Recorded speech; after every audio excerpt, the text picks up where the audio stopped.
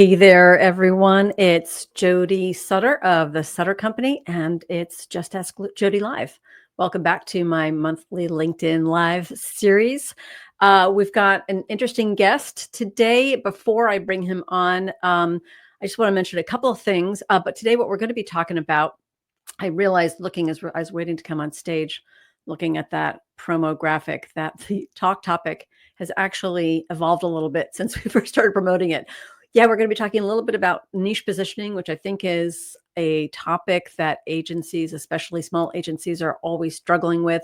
But more specifically, today, my guest and I, we want to talk a little bit about this notion of productizing and packaging agency services in order to allow an agency to scale, which has been a bit of a journey that my guest Jon has been on. But before I get to introducing Jon, I just want to let everyone know, a reminder that this June 10, 11, and 12, I am going to be offering again my masterclass in purposeful prospecting. So this is a 3-session masterclass, an hour each session, to help you put together a simple, sustainable prospecting plan for your agency. I know outbound prospecting it's not an activity that all agency owners love, and yet it can be one of the most efficient ways to fill your pipeline. You know, before going live, we were talking about the word I think we're all starting to really dislike: uncertainty. It's pretty uncertain out there, and I think the more control we can take over filling our pipeline, the better. We've still got spaces open. We are about to increase the pricing as of Friday. So get in for advantage pricing of $595 per person. And we hope to see you there. All right. So back to the matter at hand today. My guest today is Jon Czeranna. Jon is the co-founder of a small branding agency called Wit and Craft. But he's also the creator of the Brand Lab, which is a new venture for him. And he decided to start the Brand Lab as a way to reach more businesses. And he wanted to really bridge the gap between big agency thinking and the reality of being a small business, and really help transform how service-based businesses position themselves in crowded markets. So the Brand Lab is also his journey in productizing and positioning and productizing his own services. And today we're going to talk about, that's going to be most of what we're going to be talking about, is the pros and cons of productizing an agency business. And thank you, Jon, so much for inviting us. And I'll just give everyone a disclosure that you and I actually met through a really awesome program. So shout out to Greg Hickman, who runs Alt Agency, which is designed to help businesses like ours package and productize their services. So nice to see you. How are you doing today? It's great to see you. And thank you for having me on. I've been looking forward to this when we first started talking about it, I think it was like 6 months ago. So it's been a long time. And I'm shocked that it's actually here. Time went by really fast, but I've been looking forward to this conversation for a long time. Yeah.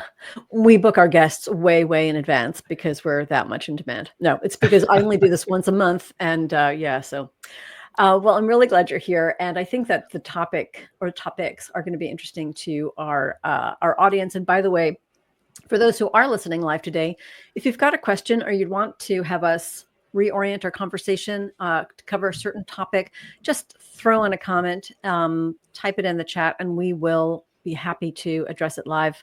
But I know a lot of you will be watching the recording too, so hopefully we'll get to the stuff that you're most interested in. So I've got a list of questions, and I think let's just start with this idea of productization of services. I think it's something that has become more attractive to agencies. And I think probably a few years ago, many agencies wouldn't have even considered it. I'd love to hear a little bit about your journey as an agency owner in deciding to productize your services and what happened. Yeah, I'll try and keep this short, but it's a pretty long story. So back, I can't remember. Maybe it was like 2020. It was just after like pandemic and stuff. Actually, I would go back further than that. We're going to turn 10 as an agency here next month. So it's really exciting for us to be in business for 10 years. Thank you. And the first 7 of those 10 years, like we were really lucky to sort of branch out on our own. get a couple of clients. One would be considered like a big whale client that helped get our start for a long time. Or that helped us get our start. And then, we were able to service that client for a long time. What happened to us and what got us thinking about productization and specialization as an agency is leadership had changed with that large company. Yeah. And they were great because, they gave us ample notice. We had, a lot of time to sort of transition out, but we were out, and they represent about 85% of our billings. Yeah. So we were kind of in a, having like an oh crap moment in what do we do now? And where do we want this agency to go? Because we were doing everything, we were kind of like the catch-all marketing, design, strategy, for this client.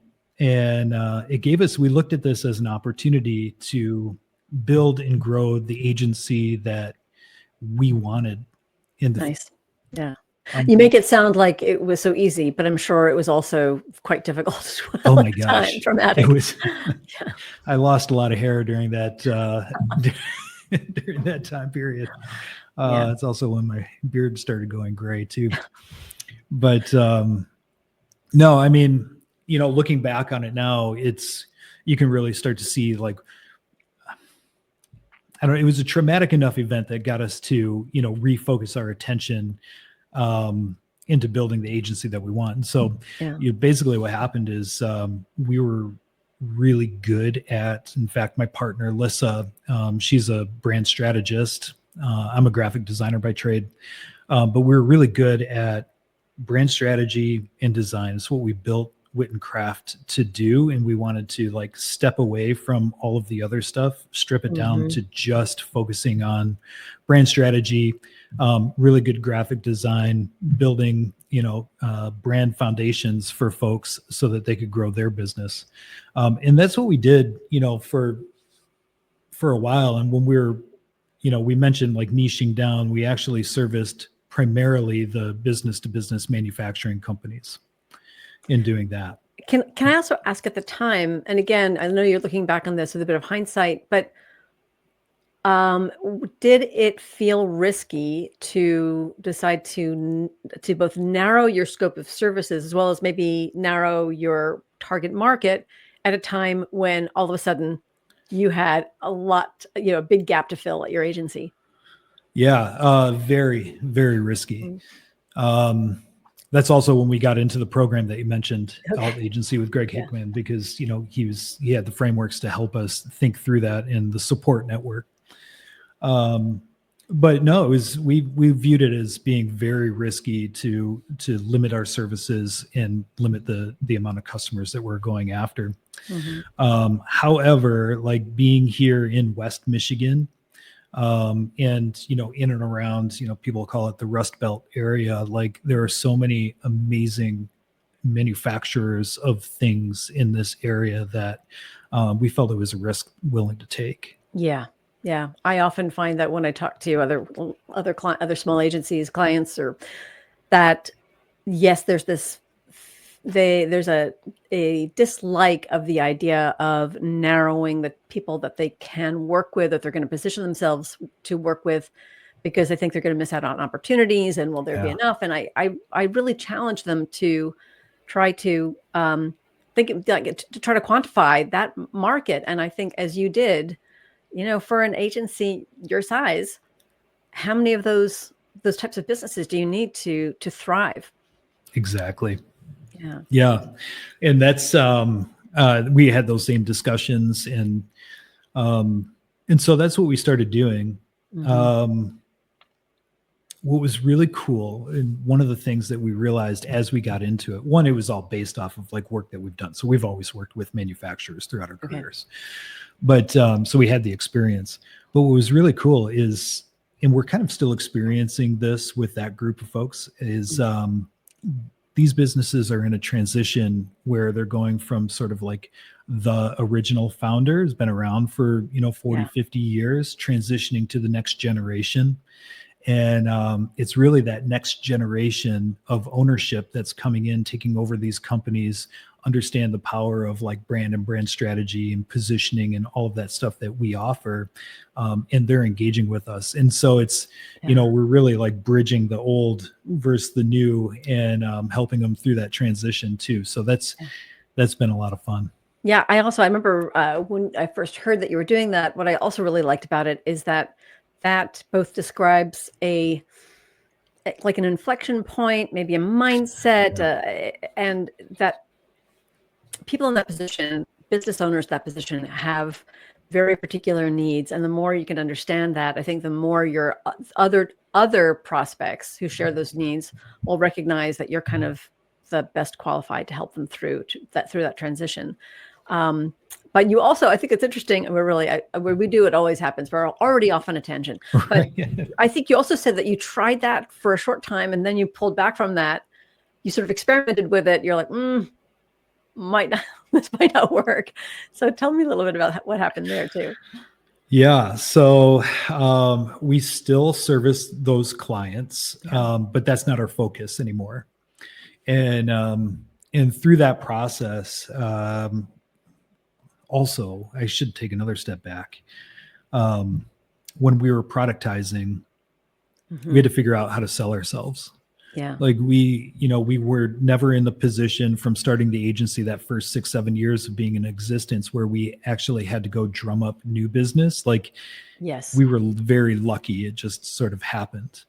And so we never learned any sort of like sales techniques, how to like cold call, how to prospect, how to build a pipeline, how to, like what happens when people get into our world. And so like, we had to figure that out. Once we did, and we started getting traffic and we were marketing ourselves and getting people in, there came to, it was January of last year where I had turned away, I think it was 7 or 8. It must have been the 8th one. Small business, business to business service provider, sort of fit the manufacturing, but they were just getting their start, but they were really small business. And if you think about this in terms of like annual revenue, right? Like our core client, those manufacturers that we're going after were somewhere between 100 million, $500 million in annual revenue. That was a comfortable business for us to service. These that I was turning away were sub 10 million in annual revenue. So a decent gap there. But I instantly like felt a connection with each one of these people that I had to turn away in the sales conversation.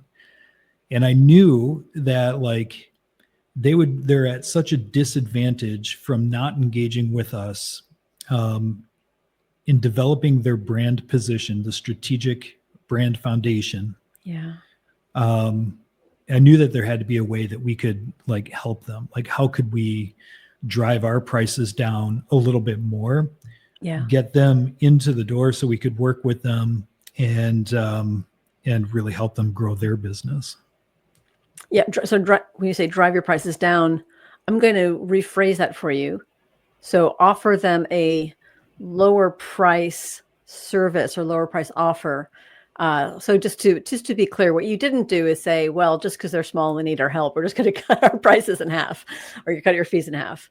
So you came up with this idea of the Brand Lab, which was a combination of do it for like a self-guided service or a combination. Yeah. So, when we talk about productization and productizing our services, we're like, what does that actually mean for us and how can we do that? And so for us, what made sense is like, let's put together curriculum. We can codify every step in our brand strategy process, put together curriculum, train groups of folks on brand strategy. They're developing their brand on their own and hopping on like a group coaching call with us once per week to get unstuck, and we can just help them along that way. And so that's kind of what the Brand Lab is, and that's what we're doing right now. And it's been I'm so glad that we did, because I don't know, that connection that I felt was real, and I just feel like we're going to have a much larger impact on the businesses that we serve in this capacity. What's it like working with or having a community of with multiple clients at one time on, say, a group call, or I don't, you probably also well, it's I guess in addition to that question, how do you create that community? Is it calls like this, or is it a Slack channel? Is it both? Yeah, so it's both. We work on a platform that's really similar to, it's called Go Collab, but it's on the back end of Go High Level. Oh, okay. Which it's kind of like all of the other communities out there. So, name one, it has all the same features. So you can access the curriculum. There's a community discussion page. There's a lot of discussion threads where we can have, I don't know, some really good, inspiring conversations based around brand or where people are at in the brand process. We can introduce new tools. So we've been building custom GPTs to get people further on in the process and that sort of thing. So it's been a big experiment to very directly answer your question. So we've been doing this for like 6 months, right? And we're still learning every day on how to keep the community engaged when we're not there. Yeah. But that's also been a lot of fun for us to do too. So, just like, what are some questions that we can ask to get a conversation going and get the community fired up? And are these business owners, are they excited about being in a community, or is that some of the resistance that you might feel in winning them over to this idea? No, I think everybody's excited about being a part of the community. I don't know if they necessarily know that they're excited about because they get excited about the curriculum and then the outcome of the brand lab of, having a brand position. But once they get in and start engaging with others, then that becomes they get super excited about it. And I think they stick around a little bit longer because of it, honestly. That's nice. Yeah. And so what do they do versus what then you do? Because as a creative, there's probably certain skills that they can't actually easily replicate through curriculum. Yeah. So I should say, like, we don't do any creative work. So there's no design work coming out of this curriculum. It is 100%. Yep. It's 100% the strategy side of things. However, like, the document that they create as they're going through becomes all of the inputs that they need to work with a design partner, a writer, or, some kind of a creative team in a way that's going to help them. They have like that strategic foundation to build the tools that they need to articulate their brand in the future. I mean, what's interesting, you're actually kind of teaching them how to be a marketing organization, 100%. which for these small businesses, they probably had never been before. That's pretty cool. You mentioned your custom GPTs and AI. I'd love to hear a little bit more about how AI is playing a role in this business. Oh boy. It is playing a huge role within, like, what we're offering our clients, and then also like how it's going to empower our clients. So I'll start with the first point. I think AI is such a powerful tool to get people answers that they're looking for a lot faster if it's built in the right way. So what I mean by that is we have 2 custom GPTs that we offer our clients right now, and we're building more. The first one is I like to personify my GPTs. I don't know if that's like a weird thing to do or not. I haven't yet, but you're not the first. I know a bunch of people who are, they can't help but to christen their children, their little robot children. I can see my kids' eyes roll when I tell them about this, but the first one's name is Brandy. Oh, of course. And she is, her initial name was Clarity Coach. But we're calling her Brandy now. Brandy better. Trained on the whole curriculum, and what she's set up to do is to get people unstuck while they're in between calls. So instead of waiting a week to talk to me on a call or bring a question on the call or wait for me to get back to them within the community, which could take, up to 24 hours or so, at least that's what we tell people, usually sooner than that. But if they're looking for immediate answers to their questions, they can consult with Brandy, and she is trained to give them answers and to push them along, but not to do the work for them. Because I still think it's really important for the Brandline members to actually get in there and get their hands dirty and do the work. It's their brand. So, can you give an example of like what kind of question they might ask and what Brandy is set up to answer and how she might answer it? Yeah. So maybe it's trying to identify their ideal client profile. So we call it's the ICP, ideal client profile. And they don't necessarily know, maybe they've gone through the curriculum, and in that part of the lesson, we got to identify like the demographics, we got to identify the psychographics.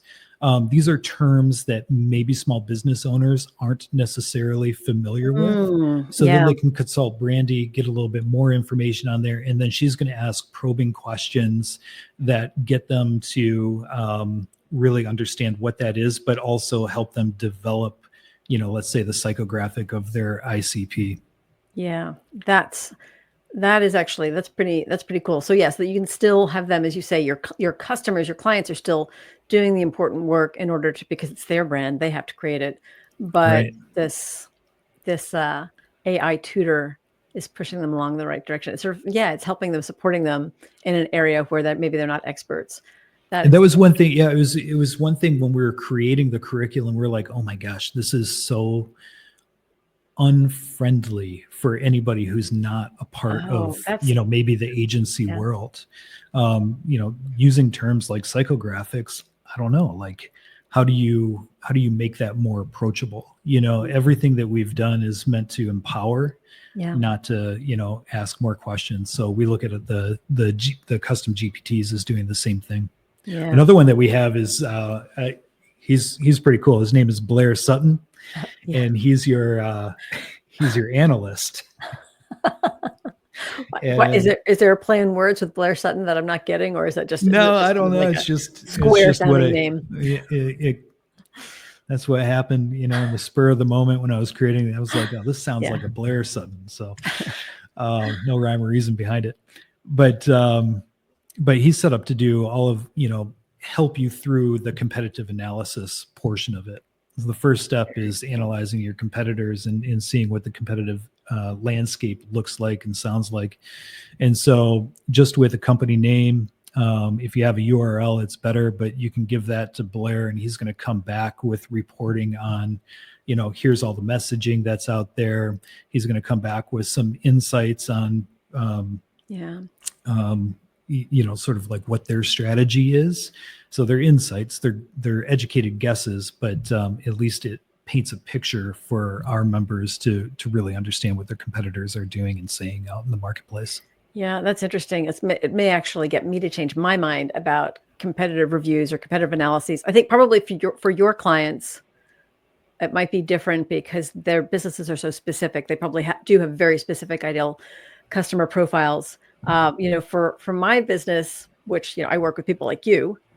So when I'm helping my clients develop a strategic positioning for sales and business development, a lot of times they will want to go and do a competitive analysis. What are our competitors doing? And I tend to dissuade them because it's too easy. I think in our world, it's too easy to see what a really like cool agency is doing and say, well, I just want to do that. So that's a mistake. Yeah. But also the other thing I hate that I don't like about them up until now is they just take so much time. They take so much time to research and do the proper analysis. But I think maybe that's changed with AI. Yeah. I think so too. I think a lot of things has changed in the time to getting usable data has become way shorter than what it was prior to, having these AI tools. But we tend to look at it like, there's the next step is a SWOT analysis. So it's competitive analysis, then SWOT analysis. And what we're trying to do is identify the gaps. Sure. What are the holes in the marketplace that the competitive set is leaving? where is it appropriate for you to kind of come in and fill those holes. And so having at least a baseline understanding of that messaging is important. And that's where like AI can come in and just totally like help. Because again, it's not our members' expertise, and it can seem like a daunting task for them to go in and have to do one of these things. So to give them a little bit of a leg up and to speed up the time frame is really important to us. So that's kind of where Blair comes into play. But the other end of it too is, I mentioned this before, like when you go through the whole curriculum and you come out with a strategic brand position, that really becomes all of the inputs that you need to work with AI or any partner for that matter. But, if you're working with like a Claude or something like that, or a project in Claude, you can upload that document to Claude, educate it on your business, your specific ideal client, their wants, needs, aspirations, their pain points, frustrations, fears, and then start to use that to develop, like think about like social media content or website content, anything that you're going to use to promote your business. Something that had been such a heavy lift for so many companies, especially ones that did not have a big marketing staff or marketing resources or couldn't afford them. That's really great. Yeah. Go ahead. I was going to say, I tend to look at it like this, like, if you're a really small business or you're just getting started, think of the advantage you would have like right now if you were able to create a world-class marketing team. Yeah. And so you could have your analyst, you could have your account strategist, as well as like some of your creative team coming in and working together to actually create these materials. And I kind of see, probably in more of distant future for us, but like building that team of AI GPTs for our clients is going to fit somewhere in the future. I don't know how or what yet, but giving them that world-class marketing department is going to help give the small business folks a leg up, I think. So it sounds like that decision to start Brand Lab so far it sounds like it's been some ups and downs. Maybe it's rolled out a little more slowly than you'd like, but are you happy with the decision so far? Yeah. So it's been real slow. Getting people enrolled, getting people to sort of like understand why this is important. I think brand as a general term means way too much to too many different people. It's not very clear. Especially those smaller like businesses that aren't really marketing oriented. They don't see the connection between a strong brand and higher revenue thing. Yeah, I think it's becoming more and more a part of the conversation. It's, one of the biggest learnings that I've had is figuring out like, how do you talk about it without saying the word brand? And get them to realize, because like all of the strategies that are involved, developing a tone of voice, like a unique tone of voice, for instance, they know that they need to do, they just don't know how to go about it. Yeah. And this is an opportunity for us to show them. But no, it's been pretty slow. So we started this in September of last year. I had 3 people go through the program fully, which is those are like pilot members. Pilot members, yep. Yeah. And it was very successful. I think each of them, one of which I'm still working with on a one-on-one basis, more consulting than anything else. But furthering the brand, which has been really cool. Sorry, I was just getting another spam call there, which that's okay. You're in demand from the spammers. From the spammers, aren't we all? But it's the IRS that you haven't paid your taxes or whatever. I don't know. Yeah, your cable operator. So it's been really nice to work with them on a one-on-one basis. And then I have we have two businesses that are in the program right now. So we're actively growing it. Yeah. But it's been a lot slower than I had hoped. However, isn't that true for all things, right? Yeah. Like you think it's going to catch on like wildfire, and then it just takes a little bit more time to get people involved. Absolutely. And I think we're figuring out like what the actual sales cycle for this type of program is, so a lot of testing and learning there. Are you finding that it's funny now, like now I'm just asking questions for my own purposes. Yeah, no, I go for it. also start my journey on productizing and scaling my services. But are you finding that is the sales cycle shorter, or is it similar to the sales cycle for Wit and Craft? You're more, It's a lot shorter than for our is. high ticket offer. Yeah, a lot shorter. As one would expect, but yeah. Yeah, I mean we've gotten the cost down dramatically, like going this route, from our time investment into the program and stuff. So it makes the sales cycle way shorter. It's usually, we'll get on for an initial call to, we call it the discovery call, but it's a call for us to see if this is a right fit for our customers. If we think that we can help them. If we do, we show them exactly like what the Brand Lab is, what it looks like. And then usually, the next call is more of the inking the deal call.